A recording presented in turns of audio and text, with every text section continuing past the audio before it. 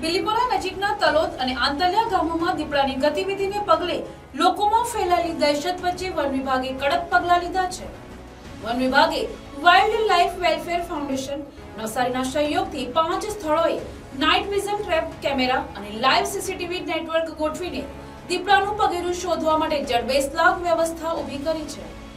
તલોદ અને આંતલિયા ગામોમાં દીપડાએ ભૂંડ અને ઢોરનો શિકાર કરતા ગ્રામજનોમાં ભયનો માહોલ સર્જાયો છે। વન વિભાગે અગાઉ પાંજરા ગોઠવ્યા હોવા છતાં ચાલાક દીપડો દરેક વખતે છટકી જાય છે। બીજી તરફ શિયાળાની શરૂઆત થતા વહેલી સવારે મોર્નિંગ વોક માટે નીકળતા લોકોમાં દીપડાને ડરને કારણે ભયનું પ્રમાણ વધ્યું છે। દીપડાને પાંજરે પૂરવા માટે અગાઉ વન વિભાગે બકરા અને મરઘા જેવા મારણ મૂકીને પ્રયાસો કર્યા હતા, પરંતુ તે સફળ થયા નહોતા। આથી વન વિભાગે દીપડાની હિલચાલ પર સતત નજર રાખવા માટે નવસારી વાઇલ્ડ લાઇફ વેલફેર ફાઉન્ડેશનના હિમલ મહેતા અને સ્વયંસેવકોની મદદથી આ 5 સ્થળોએ આધુનિક નાઇટ વિઝન કેમેરા ફિટ કરાવ્યા છે। આ લાઇવ નેટવર્ક દ્વારા દીપડો કઈ દિશામાંથી આવે છે અને તે કઈ ચોક્કસ ગતિવિધિ શું છે તેનું પગેરું શોધવા માટેની સંપૂર્ણ તૈયારી કરી દેવામાં આવી છે। અનેક અફવાઓ અને અટકળો વચ્ચે વન વિભાગની આ નવી વ્યૂહરચનાથી દીપડાને ઝડપથી પકડવામાં સફળતા મળશે તેવી આશા છે। નમસ્કાર। ગત દિવસોમાં આટલિયા, ધકવાડા તેમજ તરોલ ગામે દીપડો દેખાયાની વારંવાર આટાફેરા માટો છે એવી લોકોએ જોવામાં આવ્યો દીપડાને, તો અમે તાત્કાલિક ધોરણે સ્થળ તપાસ કરી એ બધા ગામોમાં પાંજરું ગોઠવવામાં આવ્યું છે।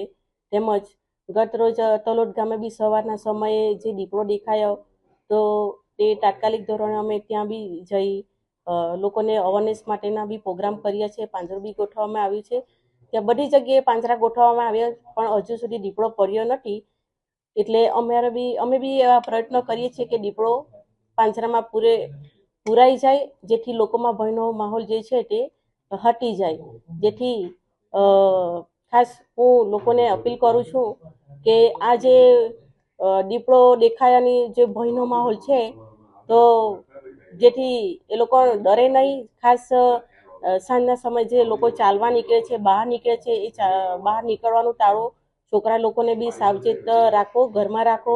તેમજ પશુપાલન ખેડૂતને બી વિનંતી છે કે તમે જે ઢોર પાળેલા હોય તેને બી સેફ રાખો અને લાઇટ બંધ હોય તે ચાલુ રાખો, જેથી આપણે આ જે દીપડો અવારનવાર દેખાય છે તો આપણે સલામતપૂર્વક એમને પાંજરામાં પૂરી શકીએ। તેમજ તલોદ ગામે બી આજરોજ ટ્રેપ કેમેરા ગોઠવવામાં આવ્યા છે, જેથી દીપડો કઈ જગ્યાએ ફરતો રહે છે તો આપણને ખબર પડે।